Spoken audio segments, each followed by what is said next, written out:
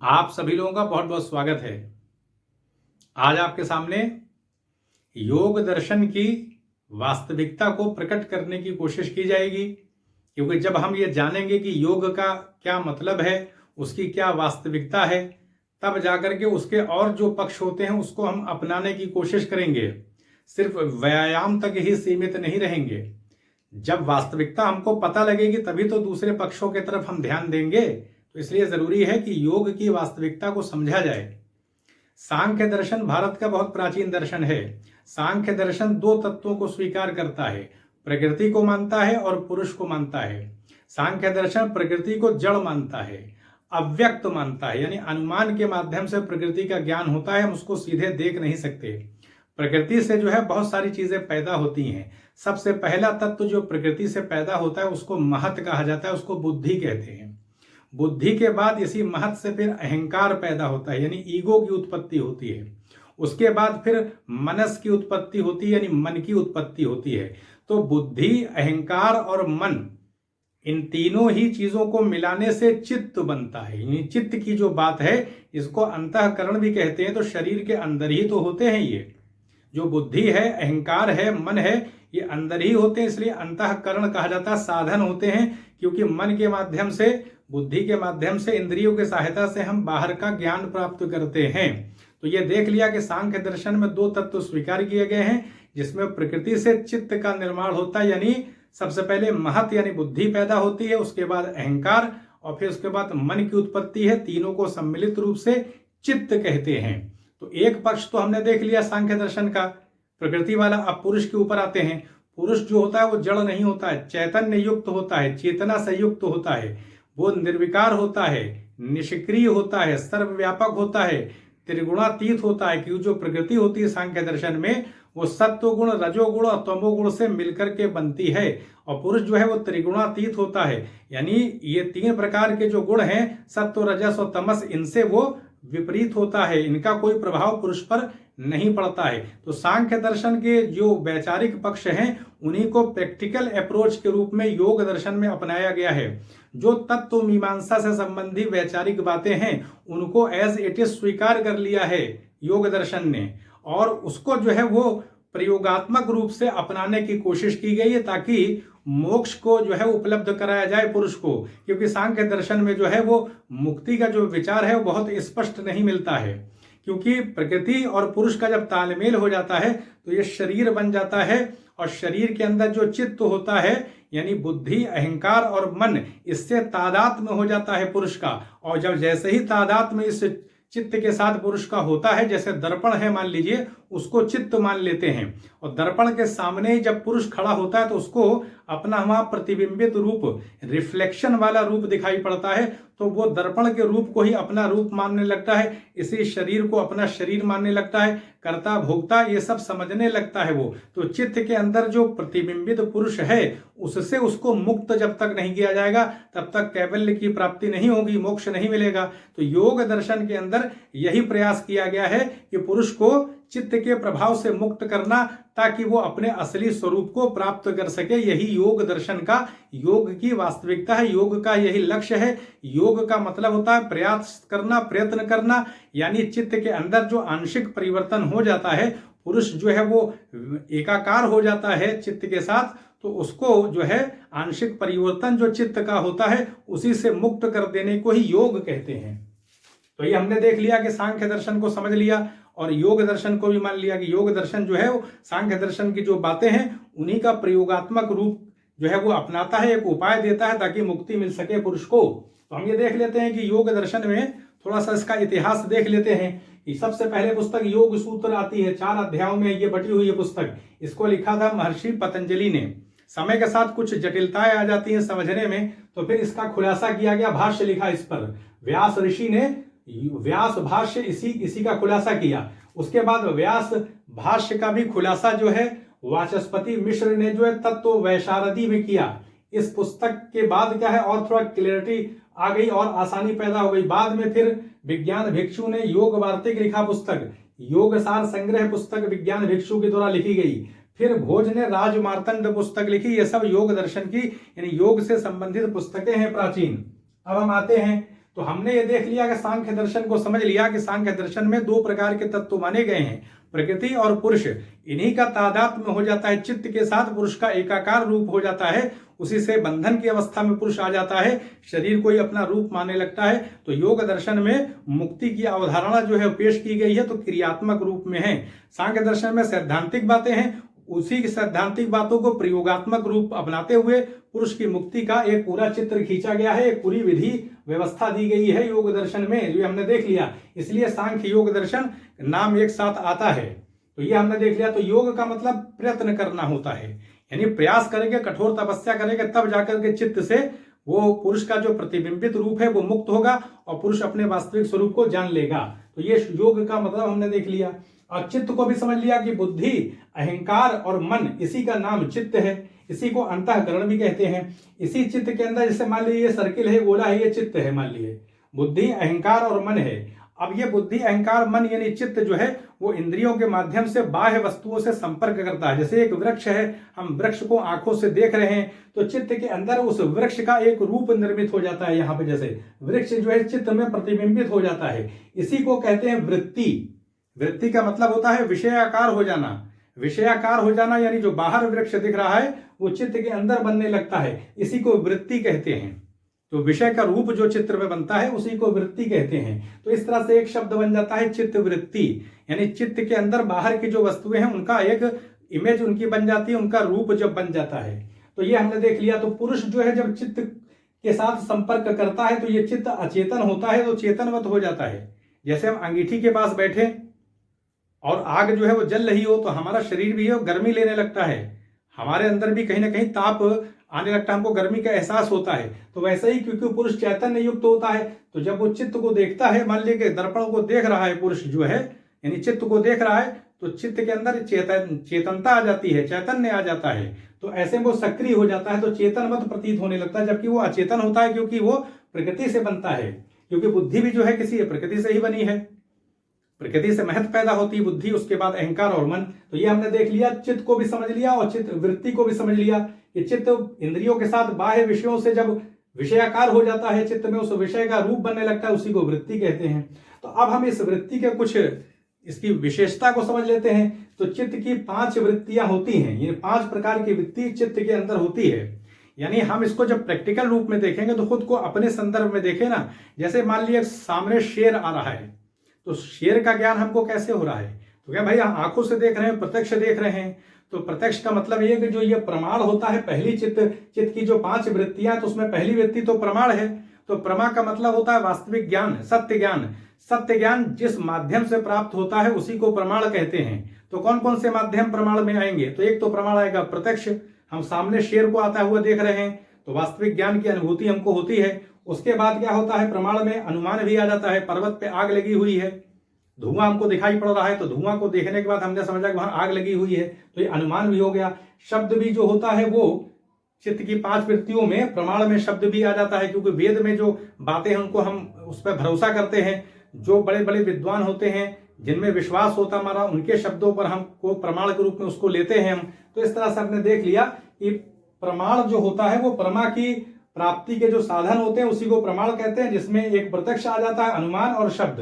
अब विपर्य आते हैं तो दिखाई पड़ता है कि भ्रांत ज्ञान होता है। जैसे शाम के समय मान लिया अंधेरा हो गया, हम जा रहे हैं, रस्सी पड़ी हुई है, हमको सांप के रूप में दिख रही है, तो जो चित्त में विषयाकार एक रूप बन रहा है सांप का, तो वहां तो सांप नहीं है, वहां तो रस्सी है। तो भ्रांत ज्ञान हो रहा है, यानी गलत ज्ञान हो रहा है। जब हम वास्तविकता को देख लेते हैं कि अरे ये तो रस्सी है, तो वो ज्ञान जो है समाप्त हो जाता है। ज्ञान के आने पर वो भ्रांत ज्ञान नष्ट हो जाता है, तो ये विपर्य होता है। तो ये भी तो चित्त की एक वृत्ति होती है कि हमको गलत ज्ञान भी हो जाता है। संसार में जो चीज नहीं होती उसको अन्य रूप में हम देखने लगते हैं। अब वहां रस्सी, हम सांप देख रहे हैं, तो इस प्रकार भी ज्ञान हमको होता है, ये भी एक वृत्ति का प्रकार है। इसी तरीके से विकल्प आ जाते हैं। तो पहला वाला जो प्रमाण देखेंगे तो राइट कॉग्निशन है, और विपर्य रॉन्ग कॉग्निशन हो जाता है, गलत अवबोध होता है, भ्रांत ज्ञान। जो विकल्प होता है वो वर्बल कॉग्निशन होता है, यानी शब्द के माध्यम से ऐसी चीजों का ज्ञान प्राप्त होता है जो इस संसार में नहीं होती हैं। जैसे बंध्यापुत्र, अब जो स्त्री मान लिए उनके बच्चा नहीं हो रहा है, तो बंध्यापुत्र अगर हम कह रहे हैं तो इसका मतलब है कि जो बांझ स्त्री उनके पुत्र है, तो ये चीज तो संभव नहीं हो सकती। तो इस तरह के ऐसे शब्द प्रयोग किए जाते हैं जो चीजें उपलब्ध नहीं होती हैं। अब निद्रा है मान लिए, तो निद्रा में क्या होता है कि निद्रा में ज्ञान रहता है। जब हम गहरी नींद से सो के उठते हैं तो हमको उसका एहसास होता है कि हाँ बड़ी अच्छी नींद आई। तो निद्रा के अंदर क्या होता है कि हमें स्वप्नगत कोई भी चीज प्रतीत नहीं होती है और जागृत की जो भी चीजें होती हैं वो भी निद्रा में नजर नहीं आती। जब हम सो जाते हैं तो हमें संसार का कोई ज्ञान नहीं रहता है, और अगर हमको स्वप्न ना आया हो तो निद्रा में स्वप्न और जागृत वस्तुएं वो अनुपस्थित हो जाती हैं। बस इतना ज्ञान रहता है कि हम अच्छी नींद सोए। तो इस तरह से निद्रा को भी देख लिया। अब स्मृति आते हैं तो पूर्व का जो ज्ञान होता है मन में प्रकट हो जाता है, उसी को स्मृति कहते हैं। ये संस्कार युक्त होगी मानी बात है कि पुराना संस्कार जग जाता है, उसी को स्मृति कहते हैं। तो ये सारी बातें तो हमको दिखाई पड़ती हैं, अपने वास्तविक जीवन में दिखाई पड़ती हैं। तो यही है चित्त की 5 वृत्तियां, जिसको कि योग में बताया गया है, योग दर्शन में। अब आते हैं चित्त के 2 रूप भी दिखाई पड़ते हैं। एक रूप है क्लिष्ट चित्त वृत्तियां और अक्लिष्ट चित्त वृत्तियां हैं। क्लिष्ट चित्त वृत्तियां क्या हो जाती है, विषयों के साथ उनका जब संपर्क होता है, क्योंकि चित्त का मतलब क्या होता है, बुद्धि, अहंकार और मन। तो जो चित्त वृत्तियां होती है जब विषयों के साथ संपर्क में आती हैं तो उसमें क्या हो जाता है, क्लिष्टता उत्पन्न, यानी क्लिष्ट चित्त वृत्ति जब विषय के साथ संपर्क में आती है तो क्या होता है कि हमको सुख दुख जो है वो उत्पन्न हो जाते हैं, माया मोह की स्थिति दिखाई पड़ती है। तो इस प्रकार से सुख दुख की अवस्था जो है उसी को हम कहते हैं क्लिष्ट चित्तवृत्ति। अब आते हैं चित्तवृत्ति का एक अक्लिष्ट रूप भी दिखाई पड़ता है। इसमें ज्ञान जो है वो प्रकट हो जाता है, यानी सत्व गुण की प्रधानता इसमें हो जाती है, और दूसरे जो गुण होते हैं तमोगुण रजोगुण वो दब जाते हैं, तो इसमें हमको ज्ञान मिलने लगता है। जबकि इसमें सुख दुख जो है वो भोगता है, यानी जो जीव है वो भोगने लगता है। जब चित्त वृत्ति में पुरुष का प्रतिबिंबित रूप पड़ता है तो वही प्रतिबिंबित रूप जीव कहलाता है। तो ये मैंने देख लिया, उसी को जीव कहते हैं। तो ये हमने चित्त के 2 रूप भी देख लिए। अब चित्त की 5 अवस्था भी आ जाती हैं। कंडीशन की बात की जा रही है चित्त की, तो किस प्रकार की कंडीशन है चित्त की, तो पहली कंडीशन है क्षिप्त की। क्षिप्त में क्या होता है, हमारा मन किसी विषय पर स्थिर नहीं रह पाता, लगातार चंचलता बनी रहती है, तो यही है क्षिप्त अवस्था। अब इसमें रजोगुण की प्रधानता होगी, क्योंकि रजोगुण जो होता है गतिशीलता लेके आता है, उसमें ऊर्जा दिखाई पड़ती है। तो इसी वजह से मन जो है चंचल बना रहता है, किसी एक विषय पर स्थिर नहीं रह पाता है। अब मूढ़ता की स्थिति की बात आ रही है, मूढ़ होने की बात आ रही है, ये चित्त की 5 अवस्था। तो एक मूढ़ अवस्था भी दिखाई पड़ती है कि ऐसे लोग भी होते हैं जो किसी परिस्थिति में कोई निर्णय नहीं पाते, कर्तव्य अकर्तव्य, यानी एक संशयात्मक स्थिति बनी रहती है, क्या किया जाए क्या ना किया जाए। तो इस प्रकार की स्थिति जो है वो मूढ़ कही जाती है, जिसमें जो है अज्ञान होता है, क्योंकि इसमें तमोगुण की प्रधानता हो जाती है। रजोगुण जो है वो कहीं ना कहीं दबा हुआ रहता है, यानी इसमें तमोगुण की ही प्रधानता रहती है, उसको मूढ़ कहते हैं। यह चित्त की एक अवस्था होती है जिसमें हमें जो है वो कर्तव्य अकर्तव्य किसी चीज का ज्ञान नहीं हो पाता है, हम डिसीजन नहीं ले पाते हैं। अब विक्षिप्त अवस्था भी होती है चित्त की, जिसमें जो है वो रजोगुण और तमोगुण वो दब जाते हैं और सत्वगुण प्रकट होने लगता है, तो इसमें ज्ञानात्मक अवस्था कहीं ना कहीं उसका उदय होता है। फिर एक चित्त की अवस्था एकाग्र होने की होती है। बहुत से लोग होते हैं जब सत्वगुण ज्यादा बढ़ जाता है तो किसी विषय पर स्थिर हो जाते हैं, लगातार उसका चिंतन करते हैं, तो वही एकाग्र अवस्था चित्त की होती है। फिर एक निरुद्ध अवस्था भी होती है कि बाह्य विषयों के साथ चित्त का कोई संपर्क नहीं रह जाता है, तो ऐसे में निरुद्ध अवस्था हो जाती है। पूर्व के संस्कार जो हैं वो चित्त वृत्ति के रूप में मौजूद रहते हैं, बाद में भी उसका नाश होता है। तो ये हमने चित्त की 5 अवस्था भी देख लिया। अब 5 क्लेश भी देख लेते हैं। तो एक क्लेश, यानी क्लेश का मतलब होता है तकलीफ उठाना। तो देखिए क्लेश का क्या मतलब, इससे अविद्या होती है। तो अविद्या का क्या मतलब होता है कि विपरीत ज्ञान होता है, दुख को सुख रूप में महसूस करने लगते हैं, असत्य को सत्य के रूप में देखने लगते हैं। तो इसी प्रकार का अविद्या होता है, यानी अविद्या में विपरीत ज्ञान उपलब्ध हो जाता है। और फिर अस्मिता है, तो पुरुष जो होता है वो शरीर और चित्त इससे विपरीत होता है, अलग होता है, लेकिन उससे वो एकाकारता स्थापित कर लेता है चित्त के साथ।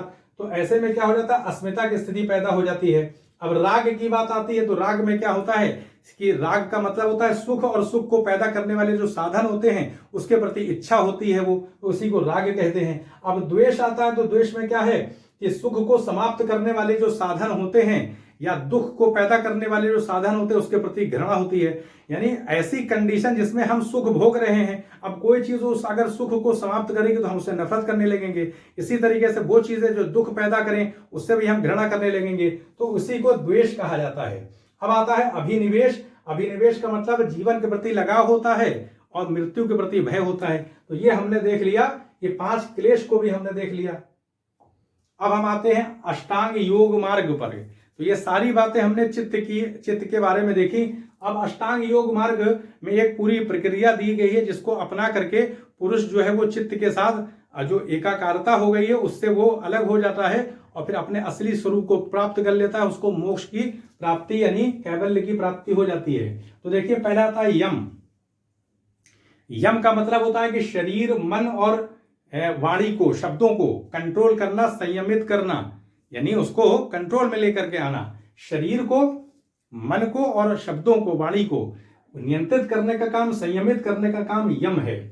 इसके अंदर देखिए सत्य आ जाएगा, अस्तेय आ जाएगा, ब्रह्मचर्य आ जाएगा, अपरिग्रह भी आ जाएगा। ये सारी बातें जो है वो यम के अंदर आ जाएंगी, यानी अहिंसा भी आ जाएगी उसमें, ये यम है। और फिर नियम में आ जाता है, तो नियम का मतलब सीधी सी बात है, हम सत्य से जब जुड़ जाएंगे, अहिंसा हमारे अंदर प्रकट हो जाएगी, चाहे वो मानसिक हो, वाचिक हो, मतलब मन, वचन, कर्म से जब हम अहिंसा का पालन करने लगेंगे तो इससे कहीं ना कहीं हमारे अंदर शुद्धता तो आएगी।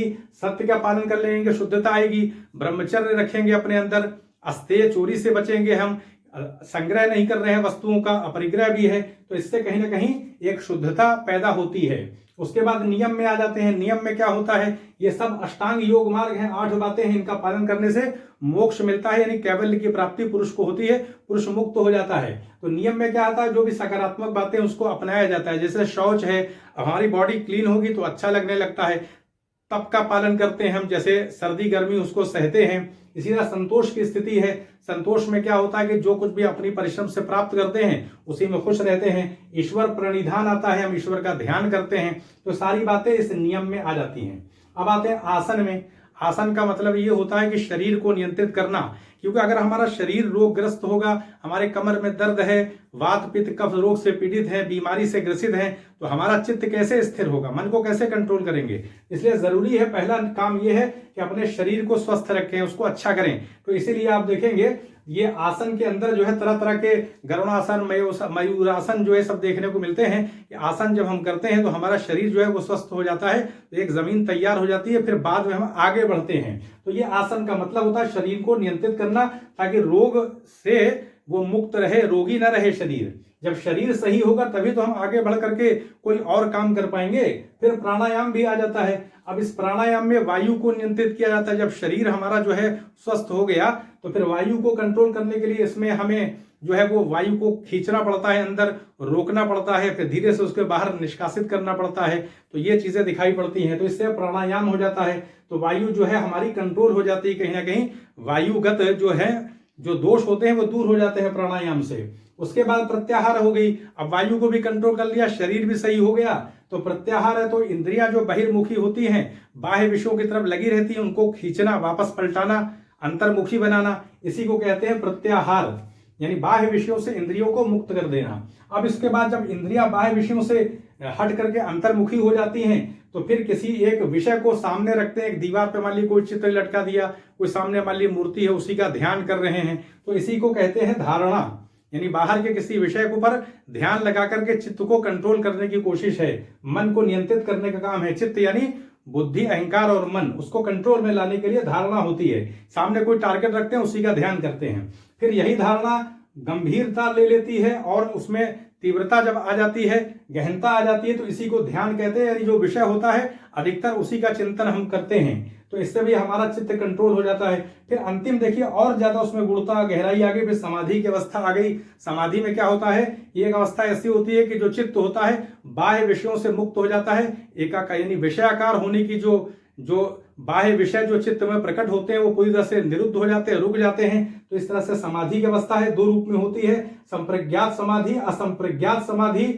तो ये सबीज समाधि और निर्बीज समाधि की जो विचारधारा वो भी दिखाई पड़ती है। संप्रज्ञात समाधि में क्या होता है कि जो बाह्य विषय हैं वो जो है चित्त में उनका प्रतिबिंबित रूप, एक विषयाकार होने की स्थिति वो बाधित हो जाती है। उसके बाद उसके संस्कार कुछ पूर्व के बने रहते हैं, वो असंप्रज्ञात समाधि में जो है वो समाप्त हो जाते हैं। तो इस तरह से पुरुष जो है वो चित्त से मुक्त हो जाता है, अपने वास्तविक स्वरूप में आ जाता है। तो ये आपके सामने एक अष्टांग योग मार्ग की जो पूरी एक विधि दी गई है, जिससे मुक्ति मिले। पुरुष जो है जो कि चित्त से एकाकार हो गया है तो वो अपने स्वरूप को जान सके, इसके लिए योग दर्शन में बहुत सारे प्रयास किए गए हैं, क्रियात्मक रूप दिए गए हैं। इसीलिए आप देखेंगे कि बहुत प्रयत्न करना पड़ता है, कठोर तपस्या के बाद जो है वो पुरुष जो है वो चित्त से मुक्त हो पाता है और अपने वास्तविक स्वरूप को प्राप्त कर लेता है। तो फिर किसी विषय पर आपके सामने विचार प्रकट किया जाएगा, तो यहीं पे अनुमति दें। चैनल को सब्सक्राइब भी करें, शेयर भी करें। आप सभी लोगों का बहुत बहुत धन्यवाद।